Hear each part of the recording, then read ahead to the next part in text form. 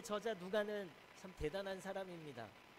1장에서 말하듯이 실제로 일어났던 일에 대한 목격자들의 증인, 증거들을 토대로 해서 차례대로 썼다라고 누가복음의 기록 목적을 이야기하고 있어요. 그리고 완벽한 시간 순서라고는 할 수 없지만 그럼에도 그 증인들의 증거들을 토대로 해서 예수님의 사역들을 기록했습니다. 그럼에도 예수와 그 사역에 대한 이 중요한 증거들이 이 누가복음을 통해서 실제 일어났던 일이다라는 것을 우리는 알 수 있어요. 누가복음 3장의 시작도 디베rio 왕제 통치 15년째 해라고 정확하게 기록을 하고 있습니다. 디베rio 황제는 바로 디베리우스 황제, 로마의 2대 황제 때의 이야기인 것입니다. 총독과 분봉왕 등의 정치적인 인물들, 그 당시의 인물들에 대해서도 기록하고 있고요. 그리고 특별히 유대의 안나스와 가야바라는 대제사장들을 거론하면서 누가복음의 3장 그리고 예수 그리스도의 공생의 사역을 시작하고 있습니다. 그런 그때에 빈들 광야에서 세례 요한에게 하나님의 말씀이 임하였습니다. 400여 년의 긴 시간 동안에 이 하나님의 말씀을 예언했던 예언자도 그리고 선지자도 이 이스라엘에 나타나지 않았어요.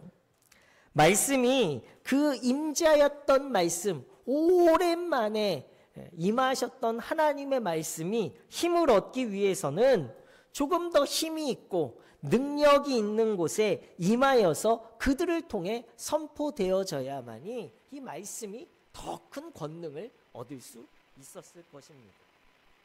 능력이 있는 대제사장 안나스, 가야바 이 종교적인 지도자에게 임하였어야만이 유대의 전통에 따르는 유대인들에게도 말씀이 힘을 얻을 수 있었어요. 유대 전통으로 대제사장은요, 아론의 혈통에서 대제사장이 되어야 했습니다. 그런 혈통을 따라왔지만 그러나 그 혈통대로 전통에 의해서 된 것이 아니라 이 가야바는요, 로마에서 임명한 자였어요. 그리고 안나스는 퇴임한 대제사장입니다. 퇴임한 대제사장이 실질적인 대제사장의 권한을 행사할 수 있었던 것은 바로 이 진짜 제사장 가야바, 임명했던 제사장 가야바가 바로 그의 사위였기 때문이고요. 그리고 성전에서 일을 하는 아들들이 있었기 때문에 퇴임한 제사장이지만 그럼에도 실질적인 힘을 가진, 권한을 가진 제사장의 역할을 감당했습니다. 성전을 통해 자신의 권세와 기득권을 누렸던 자들이 바로 안나스와 가야바였다라는 거예요. 여기서 안나스는요, 또 그 전에 퇴임하기 전에는요, 예수를 고발하여서 로마에 넘기는데 큰 역할을 했던 사람입니다.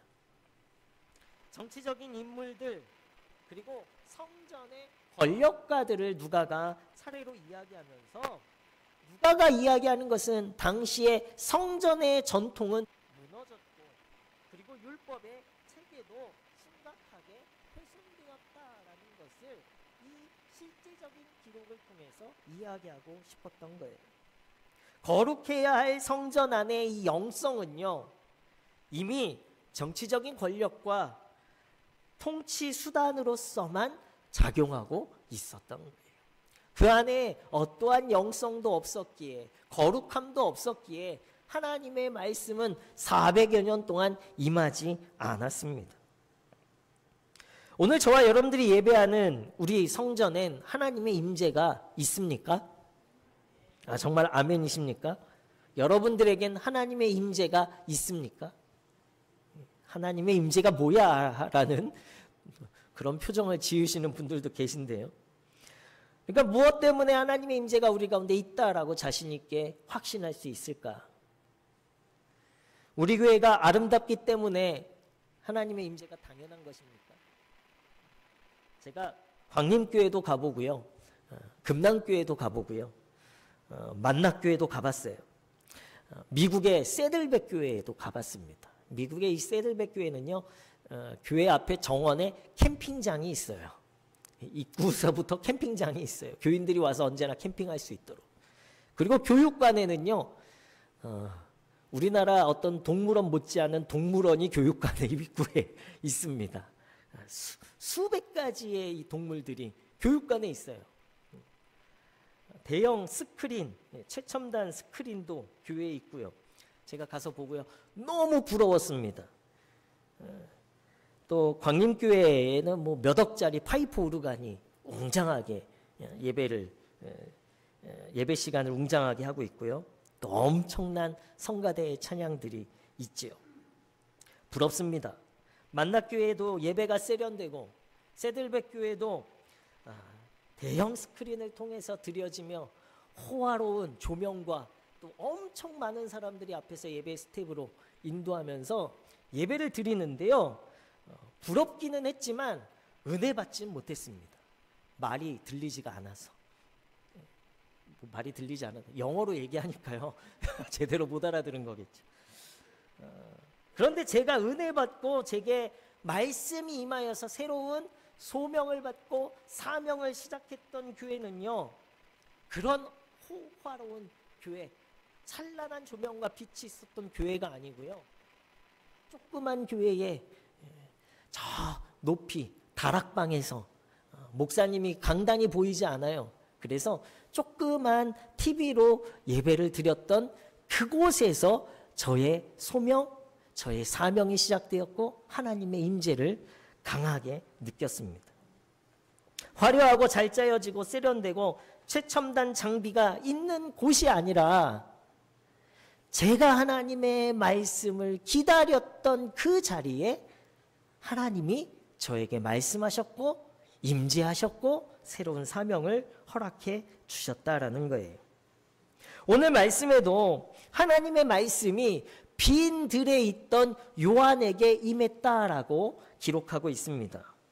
요한에게 임한 것은요, 그가 하나님의 말씀을 기다렸던 사람이기 때문입니다. 정치 권력자들의 궁궐과 종교 권력자들의 성전, 화려한 성전이 아니라 빈들의 광야에 말씀이 임했던 거예요. 온 인류의 왕이신 하나님, 그의 말씀을 기다리는 빈들의 요한이 있었기 때문에 빈들의 광야에 말씀이 임했습니다. 저는 여러분들에게 광야로 나가십시오, 빈들로 나아가십시오 라고 말씀드리는 게 아니에요. 말씀을 기다리는 요한이 빈들에 있었기에 하나님의 말씀은 화려한 성전이 아니라, 능력 있는 성전이 아니라 빈들의 요한에게 임한 것입니다. 거룩함으로 구별된 자리에 있는 자들이 주의 임재를 경험할 수 있게 되는 거예요. 능력과 권력자들, 성전 안에 주의 일을 하는 자들에게 임하지 않은 이유는 간단합니다.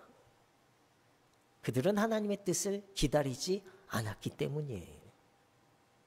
하나님의 뜻을 왜곡하고 곡해하고 오염시켰기 때문에 말씀이 그들에게 임하지 못한 것이에요. 그러나 빈들에서 외치는 자 요한은요, 그곳에서 자신의 스스로의 거룩함을 지키고 자신을 따르는 자들에게도 거룩할 것을 가르쳤습니다. 권력의 성전과 화려한 도시를 떠나서 하나님의 말씀을 집중할 수 있는 이 거룩함의 장소, 삶을 구별하여 드릴 수 있는 빈들에 서 있었을 때에 하나님의 말씀과 하나님의 능력이 임하게 되는 거예요. 사무엘상 3장 1절 말씀에 보면요, 엘리 제사장이 그 당시에 이스라엘을 대표하는 제사장이었는데 타락한 제사장으로 우리는 기억하고 있어요. 그때 3장 1절에 말씀이 희귀하고 이상이 보이지 않는 시대다라고 말하고 있습니다. 그때에 한 여인 바로 한나가 서원을 하죠. 하나님에게 필요한 제사장을 꿈꾸며 기도합니다.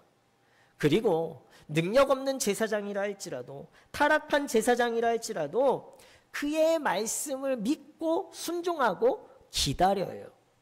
그러할 때에 하나님의 능력이 그의 삶 가운데, 그의 태 가운데 임하게 되어집니다. 그의 아들 사무엘 때도 마찬가지예요. 하나님의 궤가 있는 여호와의 전에 누워있는 사무엘에게 대제사장이 아니라 여호와의 전에서 수종드는 사무엘에게 하나님의 말씀이 임하였습니다. 대제사장의 위치와 직분과 권위에 하나님의 말씀이 임하는 것이 아니라 한낱 보잘것없고 잉태치 못하였던 여인의 간절한 기도 위에 하나님이 임재하셨어요. 어린 나이에 주의 성소에서 순종했던 사무엘에게 하나님의 말씀이 임하였습니다. 하나님의 말씀은 오늘 우리 문의 성도님들의 각자의 영성, 그 거룩함, 오늘도 이 시간 이 자리에서 주의 말씀이 내게 오길 간절히 기다리는 성도들의 그 거룩함 위에 임하시게 될 줄로 믿습니다. 제가 아무리 좋은 언변, 저 언변도 좋진 않지만 말을 잘하고 논리적으로 또 성경 말씀을 다 가지고 와서 이렇게 말하는 그 말 위에 임하는 것이 아니라, 저는 부족하게 선포한다 할지라도 주의 말씀을 기다리는 구별되고 거룩한 성도님들 위에 하나님의 말씀은 임하게 되어진다라는 거예요. 예수님은 공생의 사역을 위해 늘 따로 조용한 시간 기도하셨습니다. 하나님의 임재가 필요했어요. 주의 도우심이 필요했습니다. 주님의 능력과 위로를 얻기 위해서 늘 기도의 자리를 가지셨어요. 화려하고 능력 있는 성전에서가 아니라 홀로 산에서 들에서 주님을 찾으려 한 모든 곳에서 거룩한 임재의 장소를 갖게 되신 거예요. 그곳에서 병자를 고치고 귀신을 내쫓고 5,000명을 먹이고 죽은 자도 살리는 능력을 힘입게 되신 것입니다. 우리 문혜의 성도님들이 오늘 여러분들이 있는 자리들이 빈들의 광야가 되길 예수 그리스도의 이름으로 축복합니다. 그냥 단순히 빈들의 광야, 어렵고 힘들게 살아가십시오라는 말이 아니라 세상의 모든 어려움들, 걱정과 근심들 다 내려놓으시고 오직 하나님을 기대하고 하나님의 임재만을 바라는 빈들 그 광야, 그래서 주의 임재를 누리시는 장소가 되시길 예수 그리스도의 이름으로 축원합니다. 오늘 1부 때 우리 청소년부 친구들에게도 우리 한번 제자 훈련하면서 이야기할 때 골방에서 기도하라는 얘기를 함께 나눴어요. 여러분들 골방이 어디예요? 그랬더니 저희 방이요, 우리 집이요, 뭐 이렇게 이야기하는. 오늘 우리에게 있어서 골방이 어딜까? 우리는요 너무나 많은 사람과 많은 관계를 맺고 바쁘게 하루를 보내고 있어요. 그러나 그런 하루 중에도 우리는 우리 생각만의 골방이 반드시 있어요. 아무 생각 없이 보내는 시간, 무료하게 보내는 무의미한 시간, 이 모든 시간을요 우리는 골방으로 만들어야 돼요. 그곳이 빈들이 되어야 하고 광야가 되어야 해요.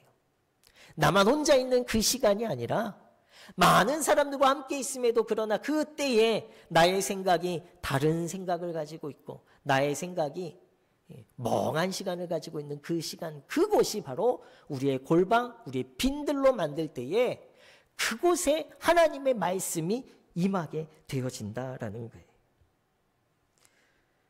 우리 성도님들이 서 있는 자리는 어디입니까? 화려한 자리, 화려하고 싶은 자리입니까? 우리 교회는 아름답고 화려한 성전입니까? 아니면 보잘것없는 광야입니까? 목사라는 직분에 하나님의 임재가 있고 성도라는 그냥 직분에는 임재가 없습니까? 장로라는 화려한 직분에 임재가 있고 권세에게는 없습니까? 아니에요. 크고 웅장하고 많이 모이는 성전에만 하나님의 임재가 있는 것이 아니라 우리 교회 교육관 한쪽 구석에도 우리 성전 안에도 하나님의 말씀을 기다리는 성도가 있는 곳에는 하나님의 임재가 있게 될 줄로 믿습니다. 여러분이 계신 곳이 하나님의 임재가 있는 곳이, 그곳은 바로 주의 말씀을 기다리는 자를 통해 이루어지는 거예요. 기다리는 자에게 말씀이 임하는 것은요, 하나님이 그런 사람을 찾으시기 때문이죠. 하나님에게는 사람과 환경의 능력이 필요하고 힘이 필요하고 화려함이 필요하지 않으십니다. 하나님이 위대하시기 때문이에요.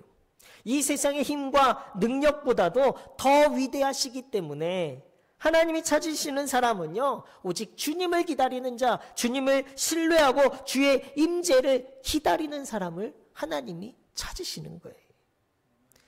시편 33편 6절에서 8절 말씀을 보면요, 여호와의 말씀으로 하늘이 지음이 되었으며 그 만상을 그의 입기운으로 이루었도다.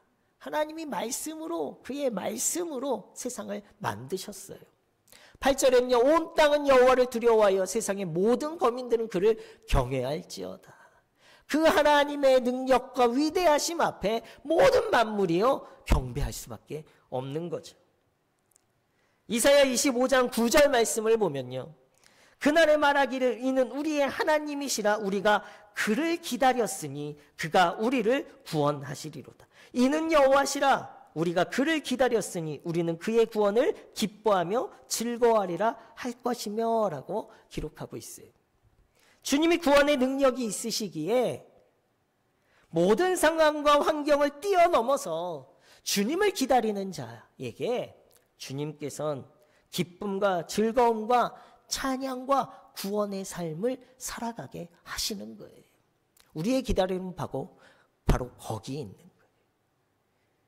우리의 모습이 아니라, 우리의 상황과 환경이 아니라, 우리의 상황과 환경이 어떻든 주님을 기다리는 자에게 주님이 임재하셔서 그를 통해 구원의 기쁨을 누리게 허락해 주실 줄로 믿습니다.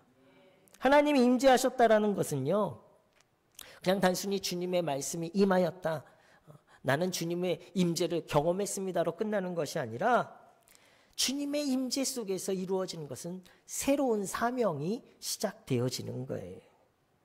내가 해야 될 것이 무엇인지가 분명하고 확신되어집니다.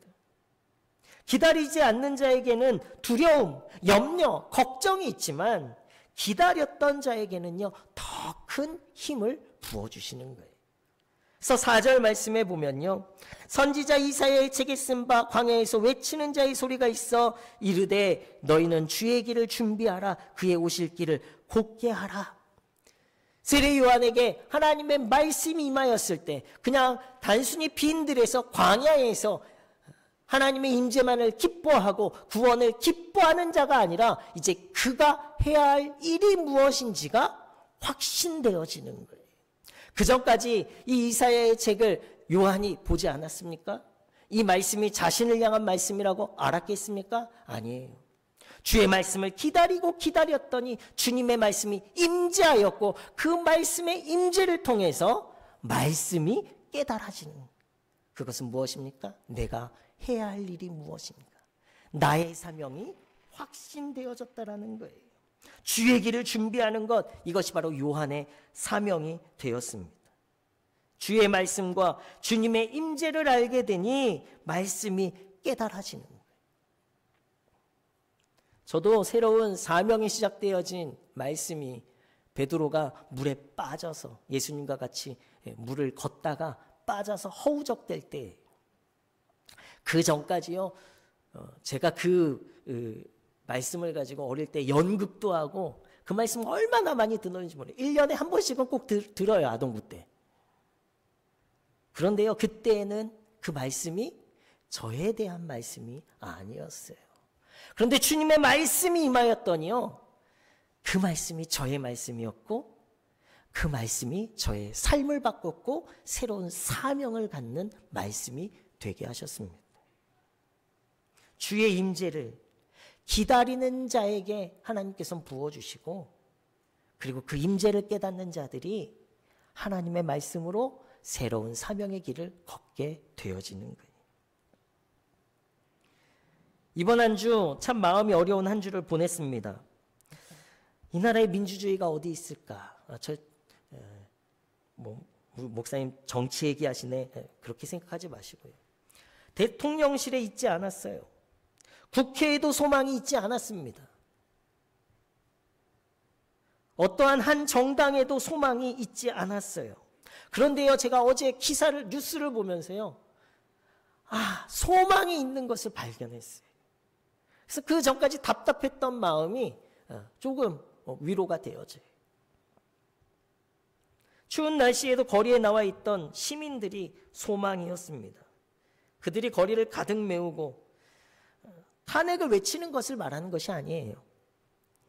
촛불과 야광봉을 들고 흔들며 외치는 그들의 선동이 소망이 있는 것이 아니었습니다.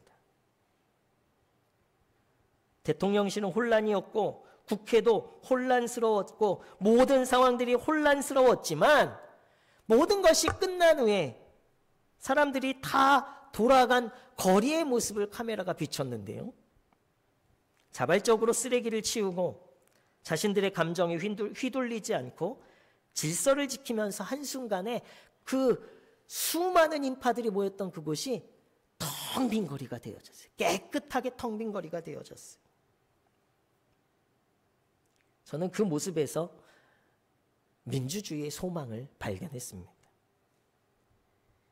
왜요?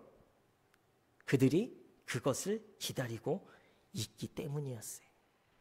국민들이 그것을 기다리기 때문에 반드시 그들의 소망은 이루어질 것이라고 저는 믿습니다.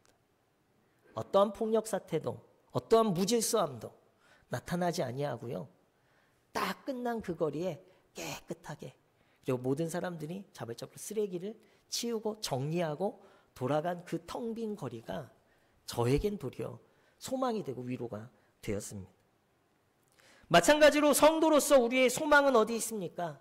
내가 주의 임재를 기다린다면, 내가 주님의 말씀을 아직도 기다리고 있다면 우리에겐 소망이 있는 거예요. 주님은 그 자리에, 여러분들이 있는 그 자리에서 주님을 만나시게 될 거고 구원의 기쁨과 찬송의 기쁨이 여러분들의 삶 가운데 가득 채워지는 자리가 되게 될 줄로 믿습니다. 제가 주님의 임재와 은혜를 이끌어낼 수 없어요. 선포되어지는 말씀 속에 임재하시는 하나님을 기다리실 때에 주님이 역사해 주실 줄로 믿습니다. 주의 임재를 기다려야 우리는 주님의 구원으로 인하여 기쁨을 누리게 될 줄로 믿습니다. 오늘도 주님의 임재를 소망하시면서 나에게 반드시 부어주실 하나님의 은혜, 주의 말씀을 기대하시면서 기다리시는 성도들이 되어지실 때에 그곳에서, 그 빈들에서, 그 광야에서 하나님의 능력을 선포하시고 새로운 기쁨의 삶을 살아가시는 우리 문혜의 성도들이 되시길 예수 그리스도의 이름으로 축원합니다.